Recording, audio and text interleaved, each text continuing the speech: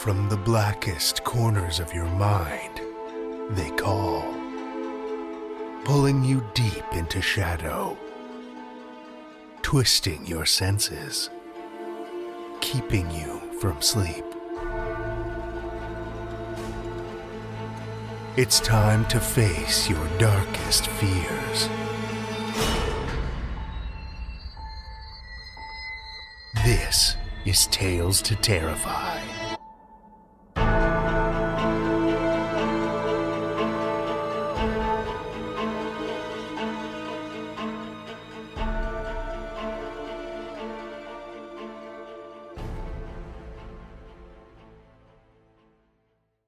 Good evening, children of the night, and welcome. I've just got one little heads up before we dive into our tales this evening. For those of you who not only love consuming dark fiction, but have a thirst for birthing your own tiny terrors, Tales to Terrify is set to close for submissions until the new year, in just a few short days. You've got until midnight on November 15th to let anything still wriggling its way out of your twisted imagination squirm onto the page and into our submission system. As of the release of this episode, that's just 5 days, so you better hurry before the portal closes. TalesToTerrify.com/submissions, of course, is where you can find all the details on what and how to submit. Tonight, we've got a pair of tales for you about nocturnal creatures that go bump in the night. Our first story for the evening comes from Luc Diamant. Luc Diamant is a perpetual student from Amsterdam, where he lives with his partner and their imaginary pets. He has writing out or forthcoming in Dream of Shadows, The Deep, and Cantheus, among others. When not writing, he enjoys spending time with the aforementioned partner, watching the plants on his balcony grow, and thinking about lemurs. You can find him on Instagram and Twitter at LukeDaniel94. Children of the night, join me for Luc Diamant's A Bedtime Story, a Tales to Terrify original.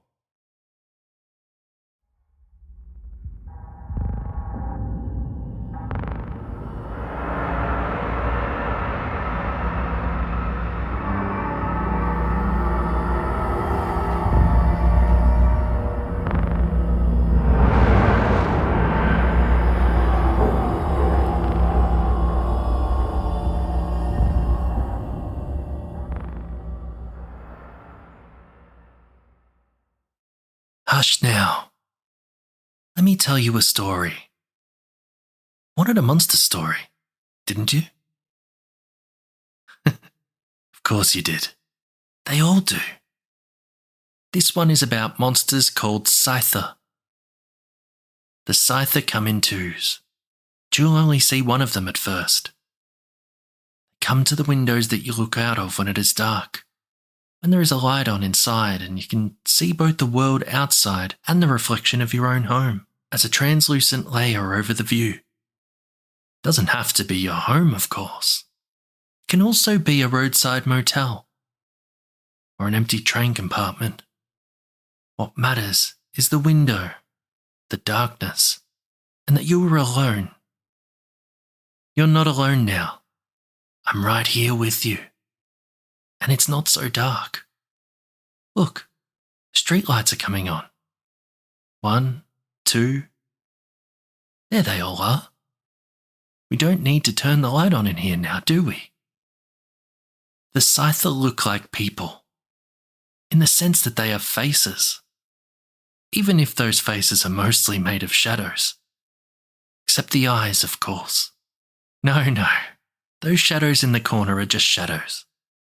Listen. Yes, I know the lights aren't working. Blown fuse. A power outage. Listen. The first thing you will notice about those eyes when the first Scyther appears outside of the window. Its appearance won't seem sudden to you, but you will not be able to tell where it came from. is that they glow in the way the air at the edge of a candle flame glows.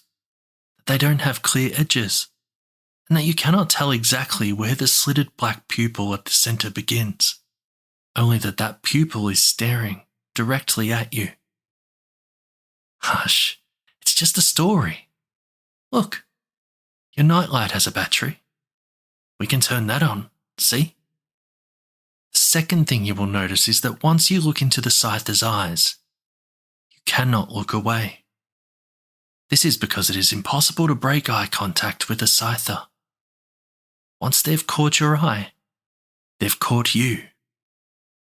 It will let you figure this out, gazing at you as you try to leave the room, to put something in front of your face, to close your eyes.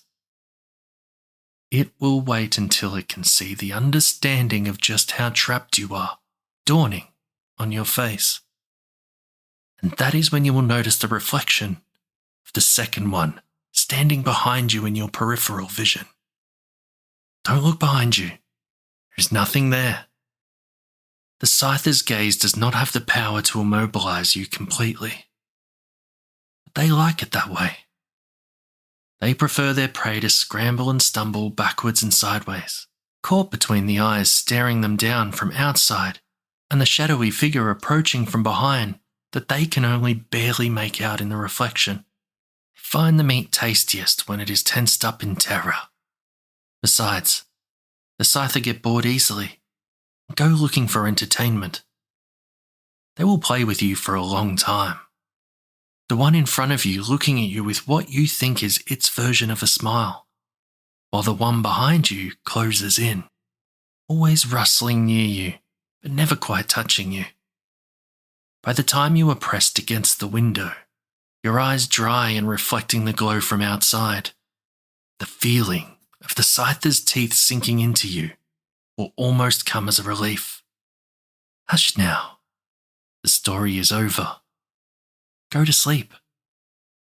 I'm going away. There is nothing to be afraid of. The power outage is almost complete now. All the houses in the street have gone dark.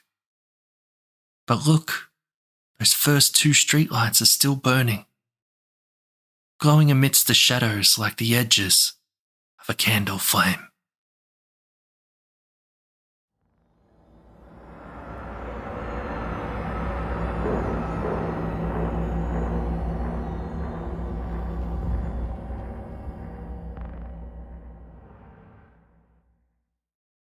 That was Luc Diamant's A Bedtime Story, as read by James Barnett.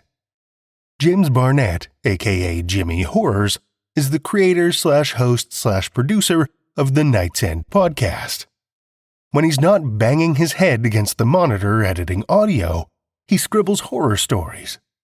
Check him out at jamesbarnettauthor.com or the Night's End podcast at nightsendpodcast.com. The Night's End podcast is a short story podcast with a focus on dark speculative fiction. It hopes to leave you wishing for the night's end before each story is through.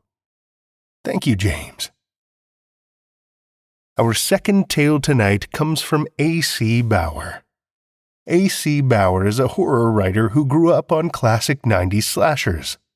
His work has appeared in The Wicked Library, Haunted Words Press, and a dark drabble anthology from Black Hair Press. He lives in the American Southwest with his wife and 3 cats and can be found online at acbauerwrites.com. Listen with me, children of the night, to A.C. Bauer's Nothing But Ashes, a Tales to Terrify original.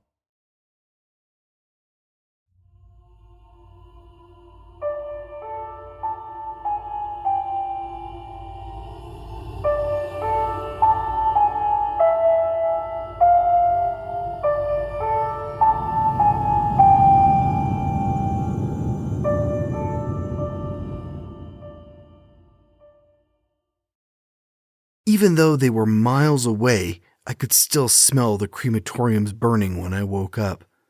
The heavy scent of smoke, death, and grief permeated the house, a fragrant reminder of what was happening in the world. The smell was inescapable, just like fate.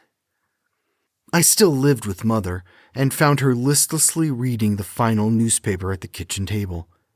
Reading might have been too strong a word. Her eyes didn't move across the black and white page, didn't comprehend the words printed on it. Instead, they just burned into the open page, a hollow stare for a hollow tradition known as the Wednesday paper. But what else are you supposed to do at the end of the world? There's comfort in tradition, in the familiar, especially at the end. She didn't seem to notice as I walked into the room. I looked at her, studied her face. She had a few more wrinkles now than she did 3 decades ago, but she was still as beautiful as ever. Raven hair with a touch of gray, brilliant green eyes, soft, youthful skin. "Are you sure you want to go?" I asked. There was a moment of stillness. Finally, her head turned toward me, and her eyes flashed in the kitchen's light. She smiled, her fangs creeping out from beneath her thin lips. "Good evening, sweetie." "Are you sure you want to go?" I repeated. She looked at me for half a second before her eyes slid to the linoleum floor. "Yes, I think so." "Mother, this isn't a think so kind of question. I need a firm yes or no. There's no going back." I know, it's just scary. I know," I said. "That's why I think you should take some time but we don't have time, Charlie. We don't have—" She burst into tears. The newspaper slipped from her hands onto the floor, falling open to the front page. In the bold black letters was printed the only headline that mattered. "End of the endless night coming. Son to return." I placed my cold hand on my mother's shoulder, feeling her hysterical sobs shudder through her thin frame. I shouldn't have to do this, I thought to myself bitterly. No child should have to comfort their parent like this. Selfishly, I should be the one being comforted, reassured, even though I know the end is near. "I'm sorry," Mother said, gasping for air. "It's all just happening so fast." That's how the end of the world is. Fast. Probably better that way than dragged out, I guess. She looked up at me with a tear-stained face. Her eyes were still moist, glittery. "I just had so much hope for you, and all the things you'd get to do." "It's okay. Mother, I understand. That makes one of us." I was reading on the bed in my room when there was a knock at the door. It was Mother, of course. She opened the door without waiting for a reply and slipped inside. She took a seat next to me on the bed, lifted up her legs, and folded them beneath her. She wrapped her arms around herself. "I'm sorry about earlier," she said. "The crying, especially." I laid the book down on my lap. It wasn't very good, and I just started it this evening for some strange reason. I guess I had nothing better to do than start a book I know I'd never finish, even if it wasn't good. "It's okay," I said. "No, it's not. I need to be strong for you. I'm the adult here and—" "Mother, you forget that I'm 36. She reached out and touched my boyish face. She ran a thumb along my cheek. I know, but you're still my baby boy, and you still look like one after all these years." "But I'm not," I said. "I'm capable." "I know you are, and I think that's what makes this so hard. You're so capable, and if only you had more time—" "I had a good run," I said with a smile. I touched her hand. "We had a good run. All of us." She bit her lip, held in a sob. "We did. I just thought I could give you lifetimes. Instead, I've damned you to this one brief existence. Mother got off the bed and headed for the door. Just as she was about to leave, she paused, hanging onto the wooden door with one hand. "By the way," she said, looking back at me, "your Aunt Lexi called. Her, Jacob, and the boys are heading to the crematorium this evening at 11. They want us to be there." My heart sank. "Okay." My word was like a whisper. Now I was the one holding back tears. My mother forced a quick and fleeting smile onto her face and left the room. Shortly before 11, we got dressed and got into the car. The drive wasn't far. From our house, we could see the smoke rising into the night sky, leading us onward like a mythical rainbow leading to a pot of gold. Except this time, we didn't want to find what was at the end. I wondered if this would be the last night sky I ever saw, one clouded with ashes of scared and frightened people on my way to my aunt's. I tried not to think about it. Instead, I stared out the car window, expecting to see scenes of panic and mayhem. After all, that's what the anchors and pundits on TV had been saying was going on ever since the news broke. But the streets were quiet, calm even, like people had reached a fragile acceptance with it. We met Lexi, her husband, and 2 sons outside the crematorium's parking lot. They were dressed up nicer than we were. Aunt Lexi was dressed in a flowering purple moon dress, Jacob in a well-ironed shirt and tie. Even my cousins Astor and Clark wore tiny suits and matching bow ties.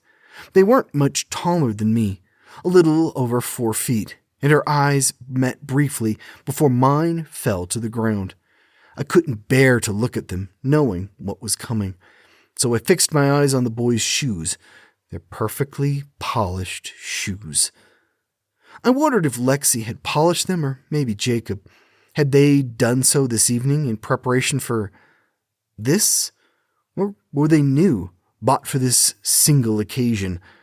Why had they decided to look so picturesque, the very model of a family? A second later, it came to me like a bolt of lightning. This wasn't for them, it was for us. One last memory of them before the end, and I hated them for it. What they were doing to us, tainting our memory of them with this charade, this unnatural conclusion. But I guess what was natural about the end of the world? "Well," Jacob said, breaking the silence, "we've got an appointment to keep, shall we?" He gestured for us to go inside. I noticed his hand was shaking. The building was hot, and the smell of smoke was stronger than ever. It was crowded, too. Groups of families and one-offs were lined up in the waiting room.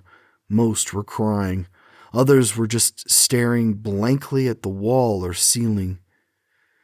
"What an awful—" My mother's words dropped off. I didn't want to remind her that she had been considering doing the same thing just hours ago. We checked in at the front desk and were led to the back. The back room was large, with everything inside painted a dull shade of gray, to hide the ashes, I thought. There were also a series of conveyor belts, enough to accommodate families up to 6 people. A man with a pencil mustache approached my aunt's family with a clipboard. "And you must be the Lager family, correct?" Both Lexi and Jacob nodded. The man handed over the clipboard. "Just need you to sign the highlighted areas, consenting to the process and the obvious outcome it entails. I know it doesn't make much sense given the circumstances, but protocol is protocol. How old are the boys?" 45 and 39, Lexi said. "Never can tell these nights," the man said with a bit of a smile. "Then they'll need to sign too, protocol being protocol and all." Lexi passed the clipboard to Astor and Clark. The boys looked at it, looked at me, at the conveyor belt, back to their parents. They signed a moment later without a word. The man with the pencil mustache thanked them and took back the clipboard. He flipped through the paperwork briefly. "Looks like everything is in order." He motioned for them to get up on the conveyor belt. "Don't worry, there's nothing to be scared of. It'll be fast. I promise you won't feel a thing." They climbed onto the conveyor belts, Jacob on the outermost right one, Lexi next to him, and Astor and Clark to her left. They laid onto their backs, smoothed out their perfect clothes. Lexi craned her neck to look up at us. She had tears in her eyes, but a smile on her face. "It's going to be okay," she said to us. She turned and looked at her sons and repeated the words to them. She gripped on tightly to Jacob's hands. "Anything else you want to say before we start this?" the man with the pencil mustache asked. "We love you," Lexi said, neck straining, fangs showing. "We love you too, sis," Mother said. She took a step back away from them, guiding me along with her. "That all?" the man asked. Lexi nodded, and so did Jacob.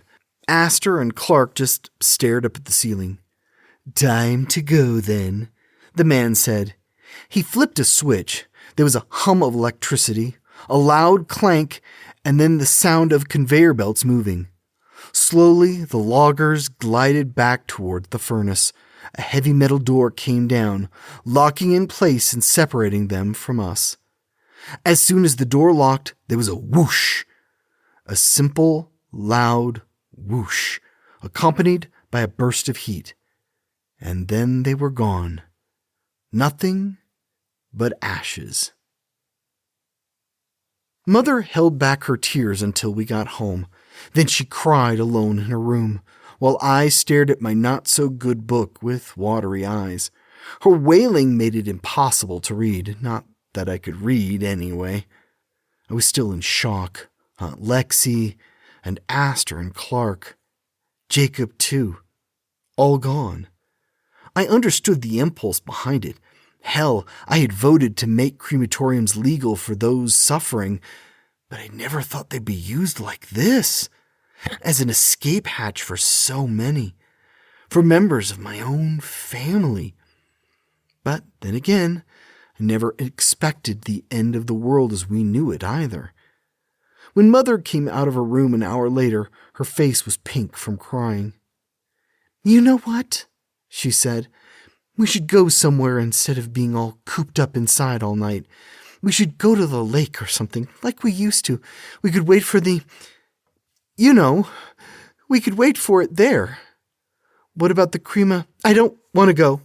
Her voice was strong and even. "Besides, this would be better.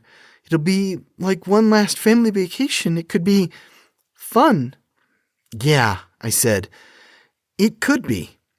So, without another word, we packed up a few supplies into the car and got ready to leave. Before we left, Mother set out all the blood we had in the fridge out in a cooler on the sidewalk. "No judgment," she said, knowing full well someone would likely take it to get blood drunk on. "To each their own." Moments later, we drove out of the city, away from the burning pyres of scared families. As we rolled along the windy roads of the countryside, we passed makeshift signs telling us to repent, to give up blood, to welcome the return of the Holy Sun. People are scared out here too, I thought, just in a different way.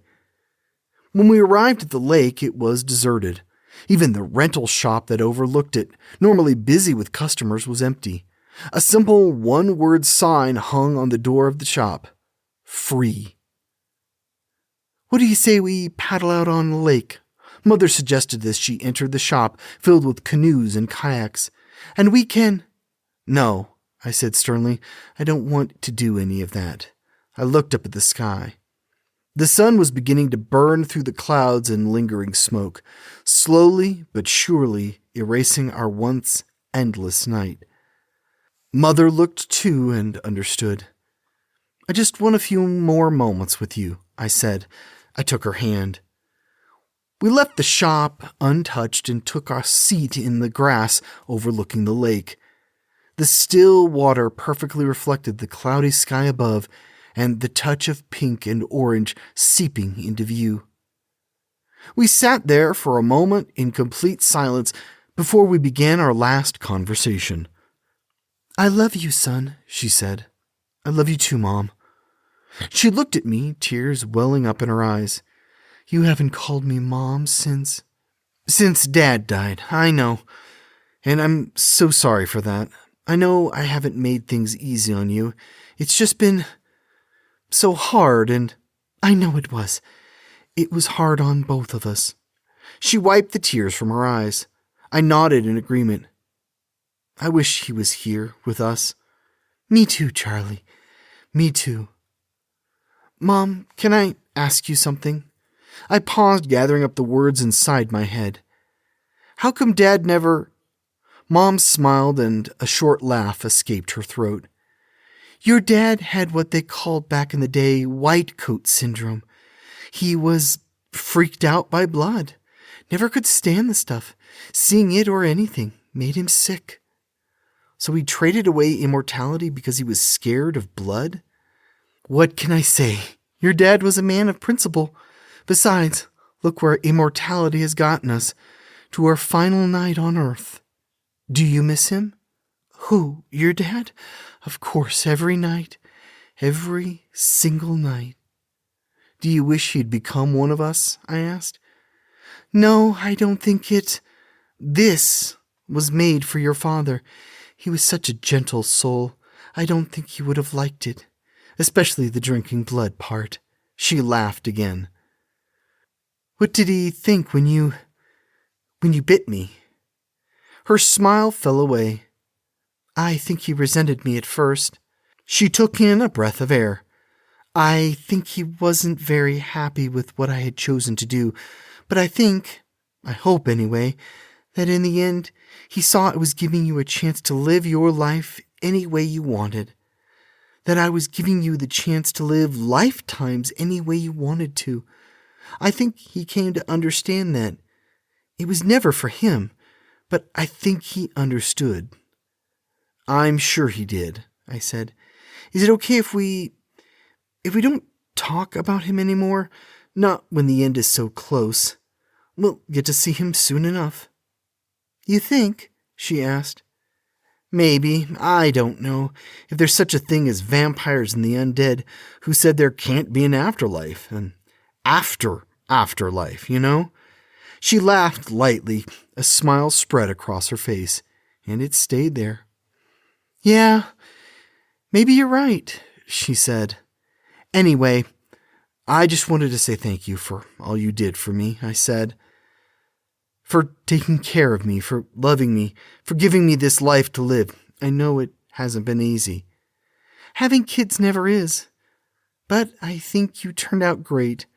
I just wish you had gotten more time." "I just wish we had gotten more time."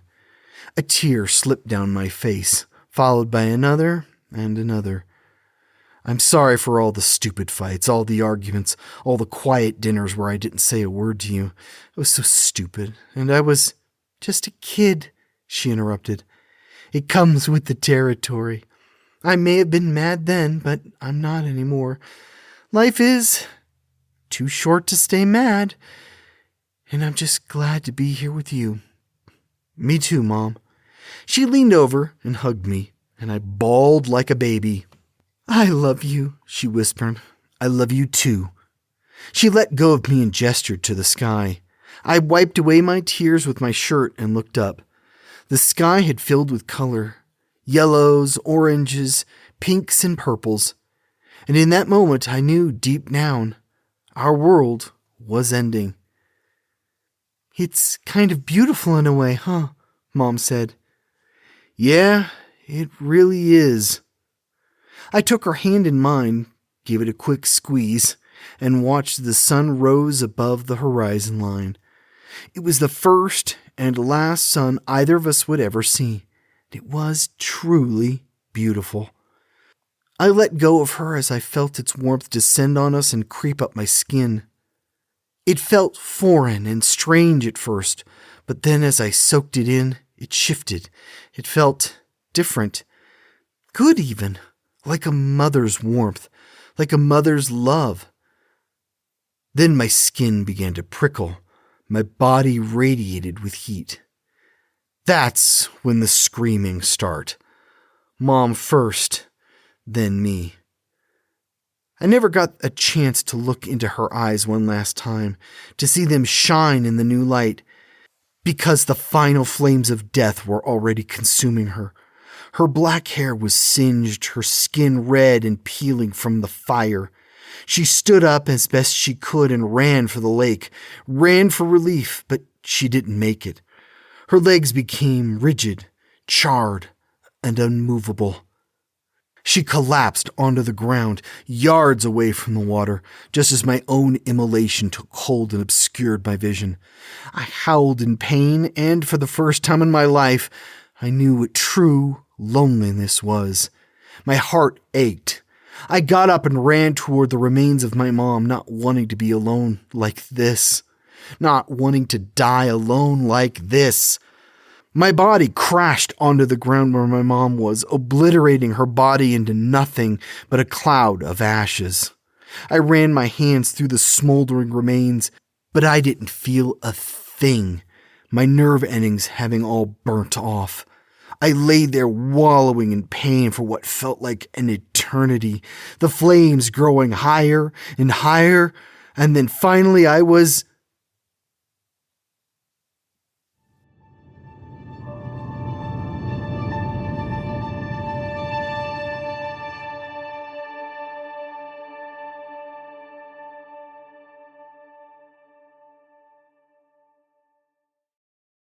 That was A.C. Bauer's Nothing But Ashes, as read by Brian Rollins. Brian Rollins is a voice actor residing in Denver, Colorado. He's voiced over a dozen audiobooks, including the popular Glenn and Tyler series. Horror fans will want to check out his latest narration, Ancient Enemies by Brian McKinley, a vampire political thriller. You can visit Brian at his website, thevoicesinmyhead.com, or on Twitter at VoicesOfBrian. Thank you, Brian.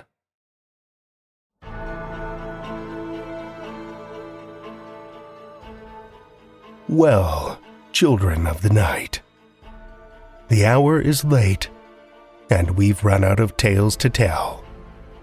For now.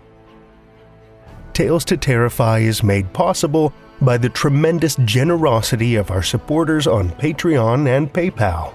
Incredible fans like Lestle Baxter, Paul Belcher, Amanda Carrillo, Amanda Gottfried, and Orion D. Hegre, whose generous support helps keep the lights on and flickering ominously. Not a supporter already? Head over to patreon.com/Tales to Terrify, where you'll find all kinds of perks, like ad-free episodes, bonus content, and one-of-a-kind collectibles and merch packs. Every dollar goes back into this show to make it as horrific as possible, and we appreciate it so much. Want another way to support the show that doesn't cost a cent? Head over to Podchaser, Spotify, or Apple Podcasts and leave us a 5-star rating or review. You'll not only put an unnaturally wide smile on our faces, but help new listeners discover our terrifying tales too. Why not share your love of the show out in the world with some Tales to Terrify merch? TalesToTerrify.com/merch will take you to our TeePublic store, where we've got a great collection of creepy custom and curated designs, so you can show those around you just how twisted you truly are. Tales to Terrify is produced by Seth Williams, Meredith Morgenstern, Andrew Gibson, Crystal Hammond, Spencer Disparty, and myself, Drew Sebastini, with original theme by Nebulous Entertainment. Tales to Terrify is distributed under a Creative Commons Attribution, Non-Commercial, No Derivatives license.